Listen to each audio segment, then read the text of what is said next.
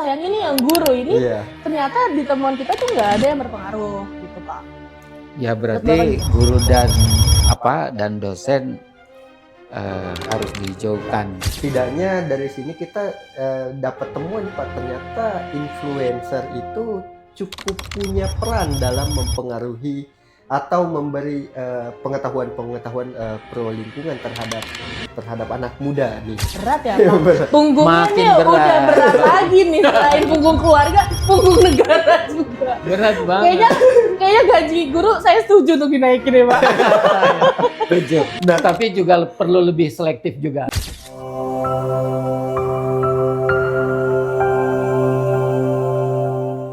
Halo kawan semua.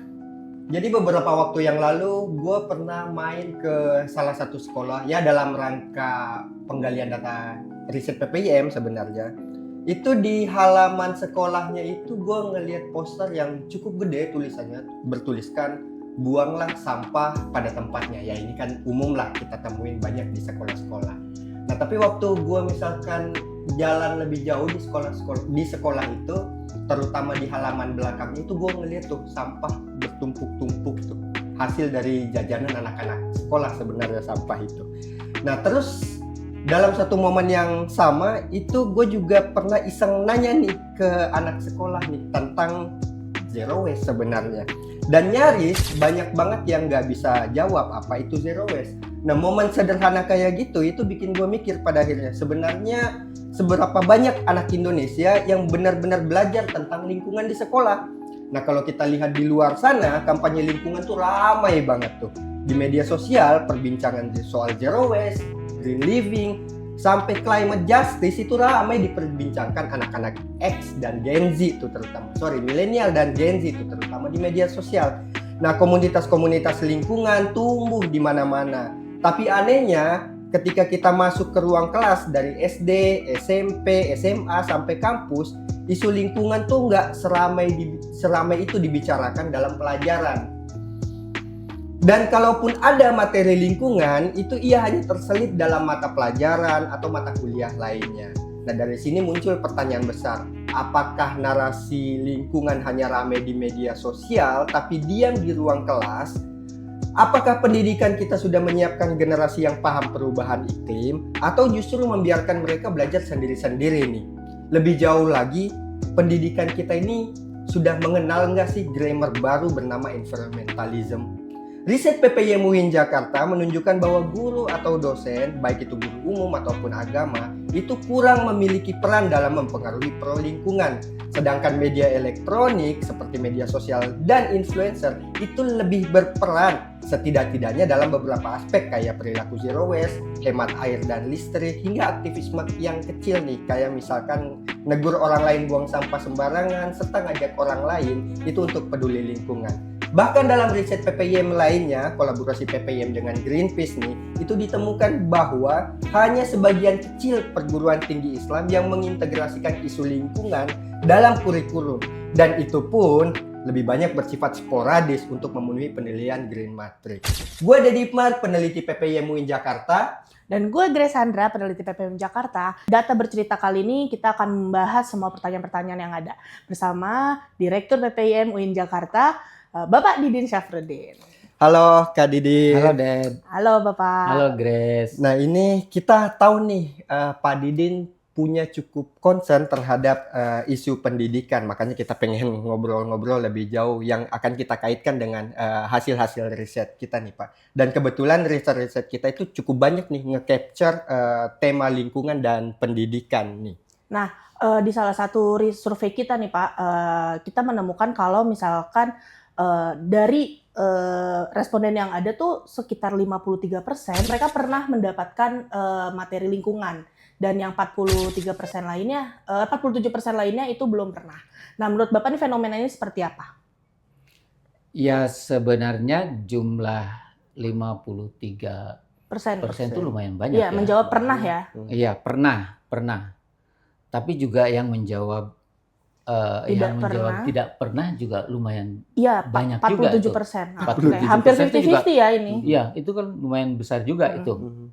Jadi ya idealnya sih sebenarnya kan jumlah yang tahu dan yang mendapat pengajaran tentang lingkungan dalam keadaan sekarang ya, apalagi dalam keadaan sekarang suhu, kemudian kekeringan, banyak tantangan.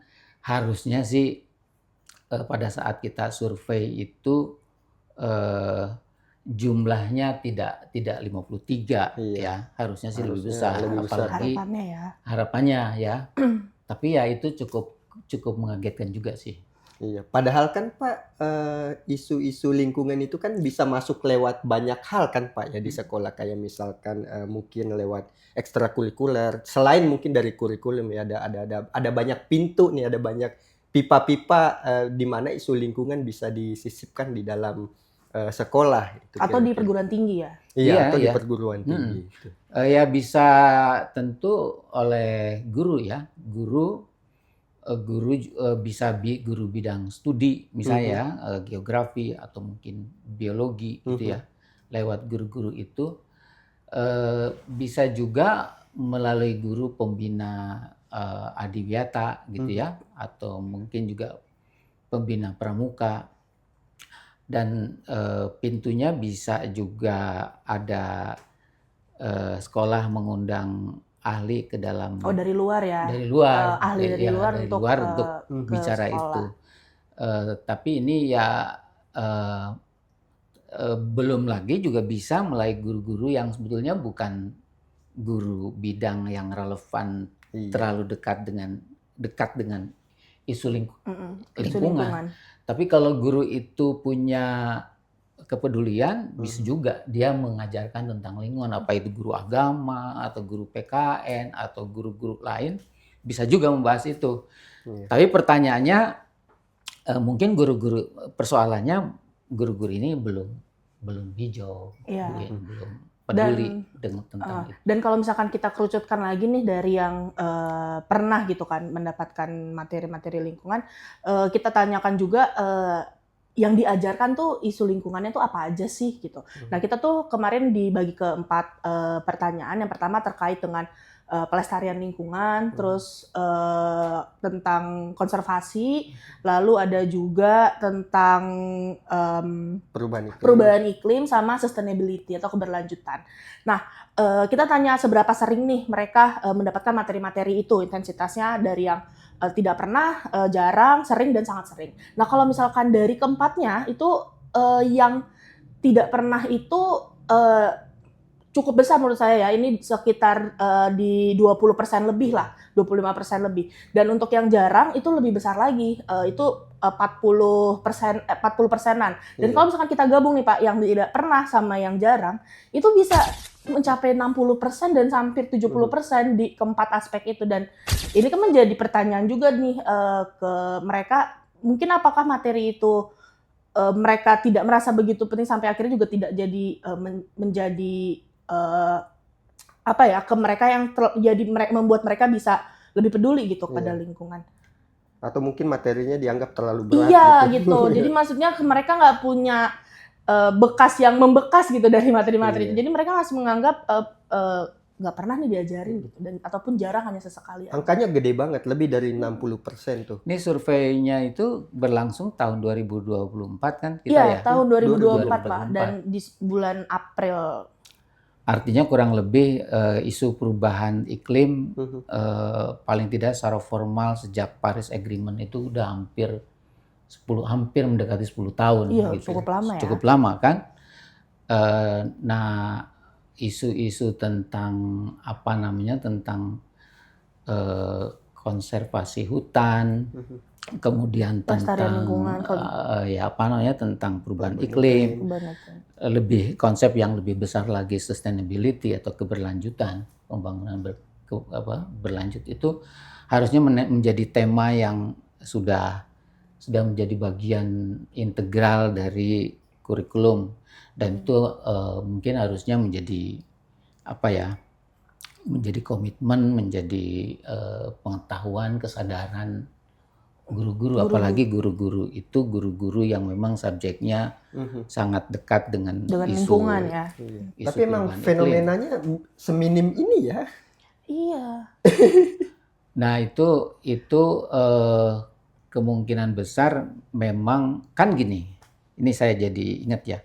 Sebenarnya eh, pada sebenarnya Kementerian Pendidikan dan Kebudayaan pada tahun 2024 itu sudah menguatkan kembali pendidikan perubahan iklim.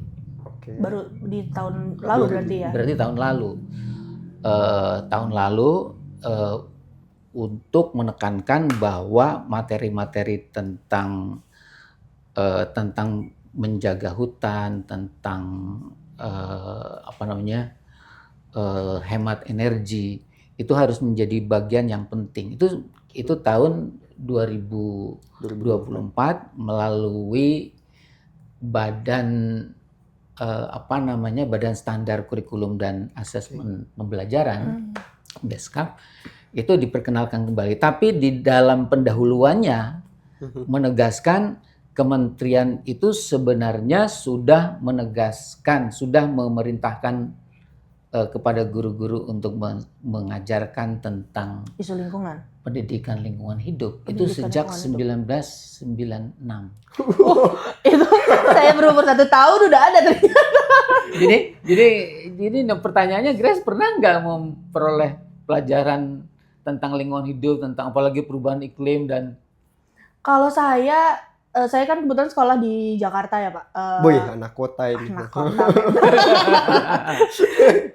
Saya tidak pernah mendapatkan materi yang khusus untuk pelestarian lingkungan gitu. Yang saya ingat itu ada pelajaran tentang budaya Jakarta khususnya. Jadi kayak cita-cita rakyat yang kayak gitu. kenaikan air di permukaan laut, kekeringan. Kalau khusus itu enggak, paling itu menyisip ke materi-materi kayak materi biologi lah. Itu ada misalkan siklus apa, hujan gitu-gitu. Itu mungkin dibahas sedikit-sedikit, tapi enggak yang spesifik terkait yang lingkungan gitu, yang kayak tadi 4 aspek yang udah yang kita tanyakan di survei. Jadi gimana? Apalagi saya Pak yang di kampung. Apalagi yang di kampung, mana ada? Nggak ada Pak, nggak ada. Jangan tanya lagi saya. Bapak tahun berapa nih?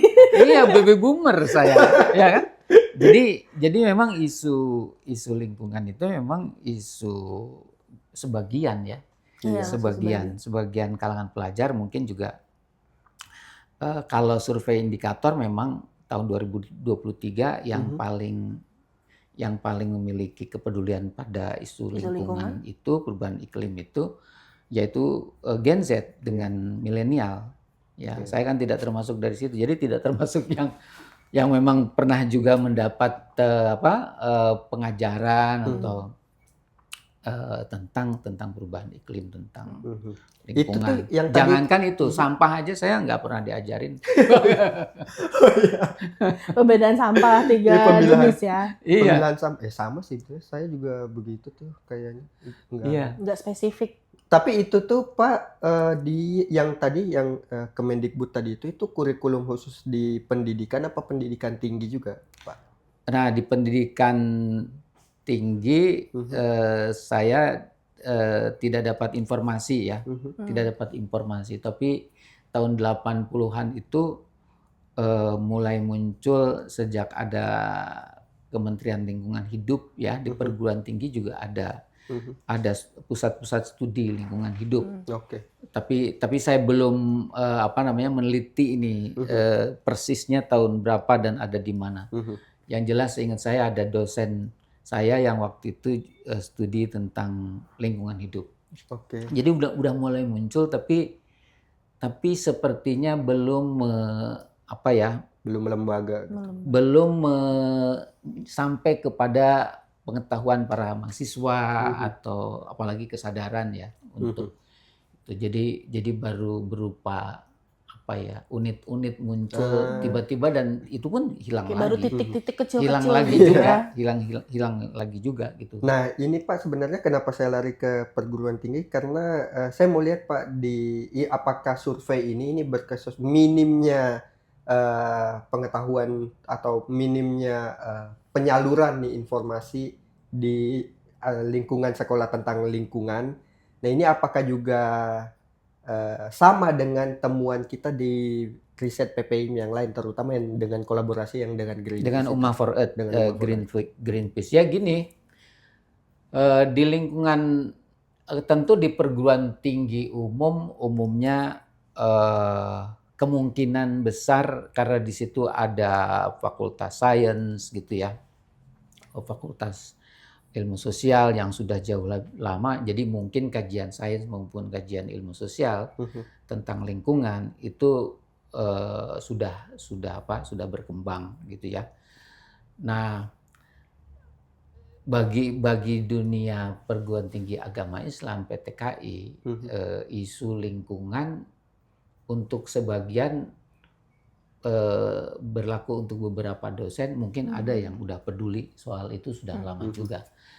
Tapi belakangan ini ada perkembangan baru karena muncul apa yang disebut dengan UI Green Metric. UI Green Metric itu adalah prakarsa Universitas Indonesia untuk melakukan akreditasi penilaian seberapa hijau universitas-universitas. Dan yang mendaftar antara lain itu perguruan tinggi agama Islam. Ya. Nah, saya lihat sih sebagian besar tidak mendaftar. Ya, tidak. Karena kayak mengisi borang mengisi borang gitu ya. Kayak Adiwiyata, kayak akreditasi ya, dan itu selain memerlukan sarana prasarana SDM dan lain-lain yang mungkin tidak semua PTKI perguruan tinggi agama Islam punya, juga rumit juga secara administrasi untuk jadi mungkin. Nah, tapi ada yang sudah mendaftar,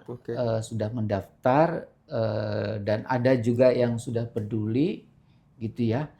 Nah, saya sih bisa mengkategorikan kepada 4 kategori di PTKI itu. Pertama adalah mereka yang memang tidak punya agenda apa-apa terkait dengan lingkungan.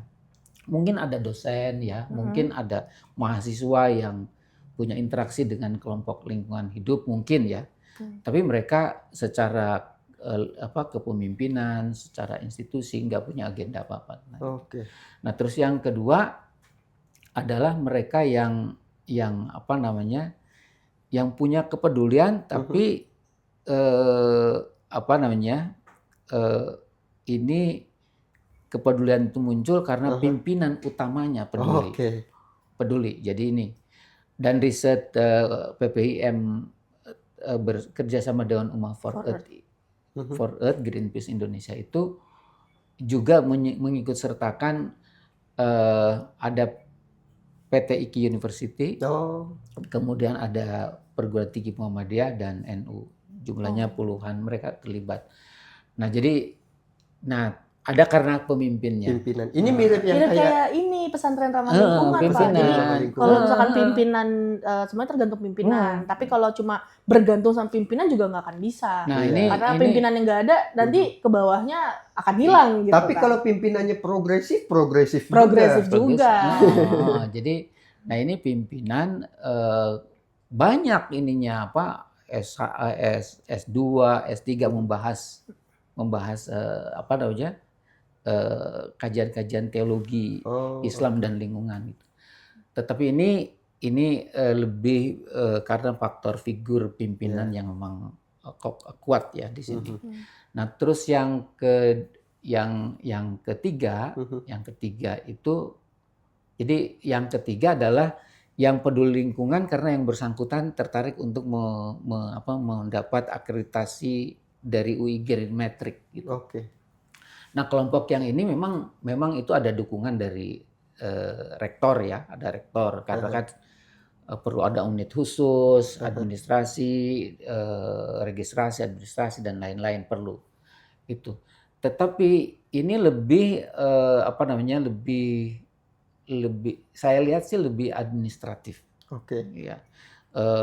Mungkin ada dosen yang mengajarkan tentang lingkungan, tapi ya itu sebatas dosen-dosen itu saja. Gitu. Tidak menjadi sebuah visi misi dosen di perguruan Perguruan tinggi tinggi, itu. ya. Gitu. Umumnya sih Pak kalau begitu ntar mau akreditasi baru dibenerin. Ya, jadi baru unik. dihijau-hijaukan. Kadangkala unit-unitnya juga tidak ada anggaran yang memadai juga untuk mengembangkan aktivitasnya. Nah, terus yang keempat itu yang dari sisi visi misi statuta kelembagaan. Memang PT KAI yang punya kepedulian besar terkait dengan isu-isu lingkungan dan perubahan iklim. Dan itu tertulis ya di visi-visi. Iya, di statutanya di ini bahwa pimpinan utamanya juga kuat gitu. Oke. Tentu ada unitnya, tentu kurikulumnya juga tentang lingkungan sampai di prodi-prodi. Di prodi pun ada. Itu yang sudah mungkin terlembagakan dengan baik. Yang sudah terlembaga. Nah, tapi emang ada Pak PT KAI yang begitu? Saya agak ada. Jangan underestimate dong deh. Ada ya Pak, ada dan ada ya ada sih. Tapi Ya ada bisa nanti cari aja ya. Nanti cari abis ini cari yang mana Cari ya. universitasnya. Kok ngomong adanya kayak malu-malu. Tapi yang jadi temuan kita, temuan kita tetap saja beberapa dosen, tetap saja beberapa mahasiswa merasa tidak begitu mendapatkan ilmu pengetahuan yang memadai terkait dengan isu-isu emisi, gitu, isu-isu konservasi hutan, ilmu pengetahuannya ya. Kalau ayat-ayatnya banyak, hadisnya banyak ya, tapi ilmu pengetahuan, ya kan? Ilmu pengetahuan itu jadi memang kayaknya perguruan tinggi maupun sekolah belum menjadikan perubahan iklim, tantangan lingkungan sebagai agenda besar mereka, ya. Saya mau masuk lagi nih Pak. Tadi Bapak juga bilang di materi itu kan belum menjadikan agenda utama gitu. Nah, di hasil riset kita juga kita mau lihat nih kan dari pengetahuan gitu bisa mengubah menjadi perilaku ya. Dan di riset kita tuh melihat khususnya untuk milenial sama Gen Z nih yang aktor yang berperan di mereka agar mereka bisa berperilaku pro lingkungan itu ternyata yang dari guru, dosen, mau itu mata kuliah atau mata pelajaran umum dan agama semuanya sama-sama tidak memiliki peran itu, Pak. Mungkin itu tadi yang tidak memiliki peran itu justru yang paling sangat berperan itu teman dan itu kemarin kita juga sudah bahas ya di podcast sebelumnya.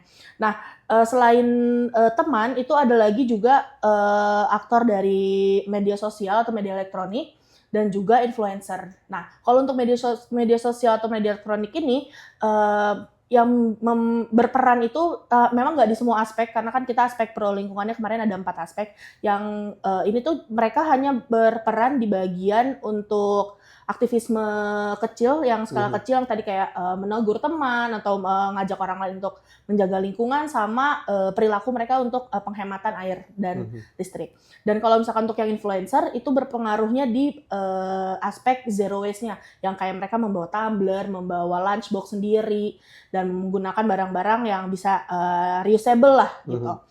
Dan hasil temuan kita ternyata kayak gitu dan kalau dilihat ke sekarang tuh memang teman memang yang tadi sangat bisa mempengaruhi dan juga dari influencer dan media sosial juga mempengaruhi. Tapi sayangnya nih yang guru ini ternyata di temuan kita tuh nggak ada yang berpengaruh gitu Pak. Ya berarti guru dan dosen harus dihijaukan ya dari sisi. Padahal tadi kan udah ada ya beberapa dari sisi komitmen, dosen-dosen dari dan sisi guru. kompetensi ya kan. Terlebih tantangan pemanasan global ini tantangan yang melibatkan isu bukan hanya soal alam ya, tapi juga ada isu kemanusiaan, ekonomi juga terganggu, kesehatan terganggu. Jadi ini harus menjadi agenda pendidikan nasional kita dan itu berarti harus menghijaukan guru-guru, harus menghijaukan sekolah, ya kan? Harus menghijaukan mereka-mereka yang terlibat dalam lembaga pendidikan. Saya kira dari sisi formal Kemendikbud sudah membuat capaian pembelajaran CP yang tadi saya sebutkan, panduan apa namanya, panduan Panduan untuk pendidikan perubahan iklim, dan ekoteologi juga di Kemenak Kemenak. dengan Pak Menteri sekarang Prof. Nasaruddin Umar juga sudah menekankan itu. Kemungkinan direktorat di Kementerian Agama juga sudah mencoba merumuskan dan mungkin mensosialisasikan ekotologi seperti apa. Nah, tantangannya adalah mengakselerasi agar ini menjadi masif, dan tentu kita berharap sih tidak hanya pengetahuan tapi juga aksi-aksi, dan tanggung jawab lembaga pendidikan selain mengembangkan ilmu pengetahuan yang lebih luas dan lebih dalam adalah membentuk warga negara yang bertanggung jawab atas apa yang ada di sekitarnya. Jadi yang membentuk warga negara itu jangan sampai masyarakat sipil. Masyarakat sipil nggak akan membentuk warga negara dia. Yang membentuk warga negara yang punya tanggung jawab pada iklim, pada kerusakan lingkungan, ketidakadilan sosial, kemudian pada tantangan korupsi dan lain-lain, itu harus muncul dari lembaga pendidikan. Iya. Ini PR buat guru-guru sama dosennya cukup berat ya, Pak. Punggungnya Makin nih berat. udah berat lagi nih, selain punggung keluarga, punggung negara juga. Berat banget. Kayaknya gaji guru saya setuju untuk dinaikin ya, Pak. Setuju. Tapi juga perlu lebih selektif juga. Nah, Oh iya, iya. betul. Dan guru nih berarti apalagi kalau khususnya untuk yang di tingkat SD gitu ya, Pak, yang mengajarkan anak yang cara berpikirnya kan belum bisa abstrak gitu kan, harus kreatif gitu kan, harus secara kreatif bisa menjelaskan tentang lingkungan tapi yang anak-anak itu bisa paham gitu. Iya. Nah, kita kan coba ngebandingin antara guru tadi dengan influencer, bukan berarti influencer kurang apa enggak bagus, enggak begitu, dan terlalu berharap dengan guru atau dosen kan enggak begitu juga, tapi setidaknya dari sini kita dapat temuan nih Pak, ternyata influencer itu cukup punya peran dalam mempengaruhi atau memberi pengetahuan-pengetahuan pro lingkungan terhadap anak muda nih Pak. Ya, berarti guru perlu menyesuaikan dengan Cara anak muda belajar ya. Yang selama ini Gen Z ya, belajar. yang selama ini dilakukan oleh influencer kan itu kira-kira. Ya, tidak mudah sih bagi guru untuk bertransformasi ya. Itu berkali, tapi itu sesuatu yang niscaya sih untuk sekarang, secara substansi maupun secara pedagogis ya. Mereka harus kita harus berubah. Nah, ini tapi Pak, kalau misalkan disambung dengan riset gerakan Green Islam itu Pak, jadi memang para aktivis atau para aktor-aktor gerakan ini sepenuhnya menyadari bahwa campaign-campaign itu cukup berpengaruh dalam menyebar atau memberi informasi yang lebih luas, terutama terhadap milenial dan Gen Z. Oleh karena itu memang banyak banget tuh campaign-campaign, terutama dalam konteks ini Green Islam nih. Campaign-campaign tentang Green Islam. Kalau kita lihat Ummah for Earth itu tiap Jumat itu ada kerjasama dengan ulama-ulama untuk melakukan dakwah lingkungan gitu kira-kira apa. Dan banyak gerakan-gerakan yang model yang semacam itu. Ya, dan guru dosen baiknya tidak selalu harus mereka sendiri yang memperkenalkan, bisa juga dengan kolaborasi dengan pihak-pihak luar ya, video-video mereka ditonton bersama, juga, balik lagi didiskusikan. harus kreatif bagaimana caranya materi yang disampaikan tuh bisa masuk gitu, bisa berat juga kalau guru harus semuanya juga. Berat juga memang. Iya. Punggungnya berat. Kalau perlu mungkin mahasiswa di perguruan tinggi di sekitar kita itu banyak juga yang aktif, misalnya di Walhi atau di Greenpeace atau di Dan dari situ dia bisa menginfluence mereka diajak untuk lain datang ke kelas, diskusi dengan teman-temannya, karena kalau teman itu benar-benar lebih berpengaruh. Iya. Itu kayak gitu-gitu. Itu yang mungkin juga bagus untuk kita sebagai dosen dan guru. Baik, Mantap. Pak Didin, kita sudah sampai di akhir ini. Pak Didin, terima kasih banyak sudah mau ngobrol-ngobrol dengan kami di sini. Terima kasih banyak. Makasih Bapak. Dedi. Nah, Grace, makasih. buat teman-teman yang mau tahu bagaimana lebih detail lagi hasil riset kita, silahkan download bukunya, bisa akses di email PPIM, maksud saya di website PPIM UIN Jakarta.